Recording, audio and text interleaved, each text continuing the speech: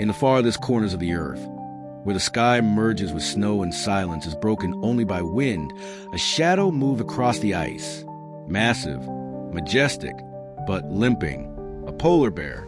He was ancient by Arctic standards. His fur once gleaming white, now streaked with dust and old blood. He limped forward, every step carving pain into the frozen crust beneath him. His front paw dragged. Blood darkened the snow like ink. He hadn't hunted in days. The ice had shifted. The seals had gone deeper, and whatever had pierced his foot, metal, rusted, was killing him slowly. The Arctic takes the weak. That is its law. But on this day, something else stirred. Far across the ice, on the deck of an anchored research vessel, a woman raised her binoculars. Her breath fogged the lenses. Then her voice cracked through the cold. We got movement. Lone adult male. Injured. Southeast quadrant. Within minutes, the ship came alive. Doors slammed. Gear was hauled. Radios buzzed. A team of 5 prepared for what none had done before. Rescue a full-grown, wild polar bear on unstable ice. No sedation pens. No fences. Just open tundra, freezing wind, and one dying bear. Time was everything. The vet, Dr. Lena Vostrikov, checked the tranquilizer gun, then looked at the pilot. If we miss the shot, we don't get a second chance. They launched just before dusk. The helicopter sliced through gray skies. Below, the bear collapsed near a crack in the ice. His paws stuck, half frozen. The ice around him shifted like glass under pressure. He's not going to last long, said the ranger beside her. Then we don't either, she replied. The descent was fast. 2 rangers went down first, rope tied to the winch. Ice moaned beneath their boots. Every second mattered. The sedative dart was fired. Clean hit to the haunch. The bear flinched but didn't rise. Within moments, the giant sagged into stillness, breathing but deeply sedated. Lena dropped next, kneeling by the injured paw. The sight broke her.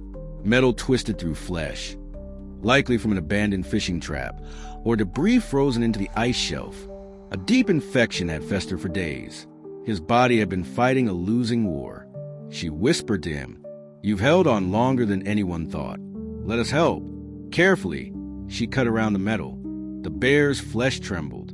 Blood oozed, blackened at the edges. They cleaned it with antiseptic, packed the wound with medicated foam, sealed it. She placed a satellite tracker around his neck, a silent promise that he'd never be completely lost again. Then came the roar, not from the bear, from the earth itself. The ice shelf cracked. One of the rangers slipped. A rope jerked tight. Go! Now! The helicopter pulled upward as a wide fissure opened below them. The bear remained just beyond it, still unconscious, but safe. Barely. From above, the team watched in frozen silence. He didn't move for 27 minutes. Then his ear flicked. One massive paw shifted. The bear groaned and rolled. And then he stood, wobbly, but alive. 4 days after, they tracked him by satellite.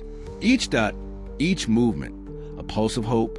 He headed north, slowly, toward the thicker ice, toward survival. 3 weeks later, a camera trap snapped a new image. A giant polar bear, fur thick, paw scar but strong, standing tall against a wall of snow.